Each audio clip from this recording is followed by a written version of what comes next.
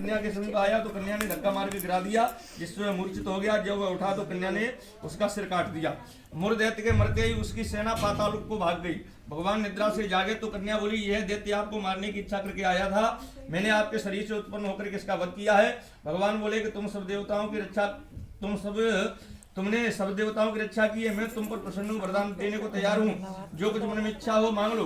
कन्या बोली, जो मनुष्य मेरा व्रत करे उसके घर में दूध पुत्र धन का विकास रहे, अंत में आपके लोक को प्राप्त करे। भगवान बोले, तू एकादशी तिथि को उत्पन्न हुई है, इस कारण से तेरा नाम एकादशी प्रसिद्ध होगा। जो श्रद्धा भक्ति से तेरा व्रत करेगा उसको सब तीर्थों का स्नान का फल मिलेगा।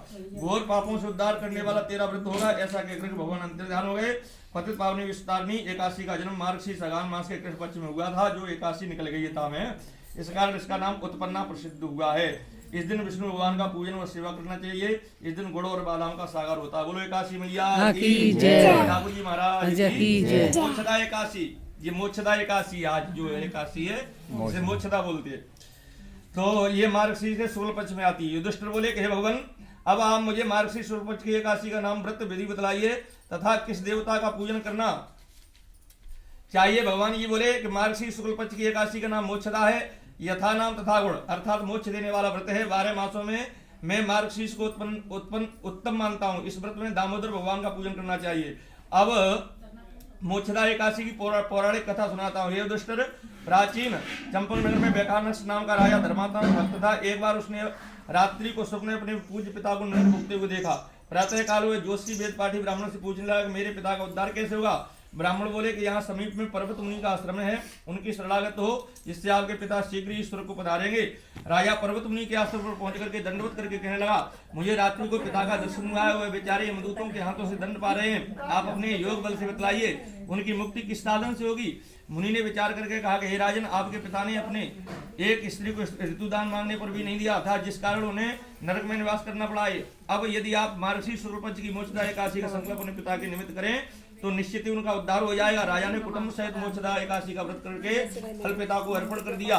उसके प्रभाव से वह स्वर्ग को चला गया। मोक्षदा एकादशी का महत्व जो सुनता है उसे वाजपेयी एक फल मिलता है। इस दिन तुलसी की मंजरी व धूप हाथ से दामोदर भगवान की पूजा की जाती है। इस दिन बिल्व पत्र का सागर लेना चाहिए। बोलो ठाकुर जी महाराज की जय, एकादशी मैया की जय।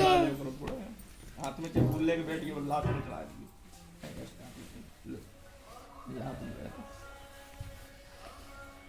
सफला एकादशी पूष मास की कृष्ण पक्ष की। भगवान कृष्ण बोले कि हे युधिष्ठिर, मैं दान स्नान तीर्थ तप इत्यादि शुभ कर्मों से शीघ्र प्रसन्न नहीं होता हूँ, परंतु एकादशी व्रत करने वाला मुझे प्राणों के समान कर लगता है। पौष मास के कृष्ण पक्ष की एकादशी का नाम सफला है। यह सब कार्यों को सफल बनाने वाली होती है। इसमें नारायण जी की पूजा होती है। ऋतु के अनुसार फल फूल धूप इत्यादि से पूजन करना चाहिए। महात्मी कथा भी कहता हूँ, सुनो प्रेम से सुनो। चंपावती नगरी के राजा महिष्मान के 4 पुत्र थे। बड़े पुत्र का नाम लंपक था, वो बड़ा दुराचारी था, मांस मदिरा और स्त्री गमन वेश्याओं का संग इत्यादि कुकर्मों से परिपूर्ण था। पिता ने दुखी होकर उसे अपने राज्य से निकाल दिया। वह दुष्ट रात को पिता के राज्य में चोरी करता था वापस वन में एक पीपल के वृक्ष में आकर के रहता था। वह पीपल का वृक्ष बहुत पुराना था तथा भगवान नारायण को उत्पन्न अत्यंत प्रिय था। एक दिन पौष मास के कृष्ण पक्ष 10वीं की रात्रि को उसने लूट मार अत्याचार किया और पुलिस ने वस्त्र उतार कर उसे वन को भेज दिया। बेचारा पीपल की शरण में आ गया। भूखा प्यासा शीत का मारा हुआ लुम्पक अचेत अवस्था में पूरी रात वहां पड़ा। प्रातः सूर्योदय होने के बाद कुछ दर्द कम हुआ तो उसे भूख लगी, परंतु जीवों को मारने में आज वह असमर्थ था और न वृक्ष में चढ़ने की शक्ति थी। वह नीचे गिरे हुए फल भी लाया और पीपल की जड़ में रख करके कहने लगा कि हे प्रभु, वन फूलों का आप ही भोग लगाइए। मैं अब भूख हड़ताल करके शरीर को छोड़ दूंगा।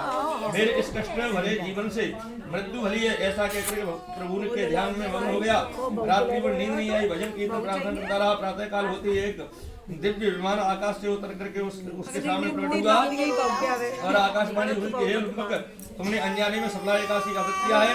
उसके प्रभाव से तेरे समस्त पाप नष्ट हो गए। तुम इस घोड़े पर सवार होकर के पिता के पास आ जाओ तुम्हें राज मिल जाएगा। सफला एकादशी सर्व कार्य सफल करने वाली है। प्रभु की आज्ञा से लुम्पक पिता के पास आया।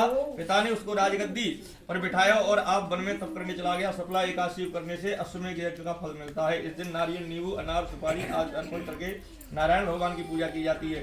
इस दिन तिल और गुड़ का सागर लिया जाता है। बोलो ठाकुर जी महाराज की जय, एकादशी मैया की जय। एकादशी पूष शुक्ल पक्ष को भगवान कृष्ण बोले कि हे धर्मपुत्र, पौष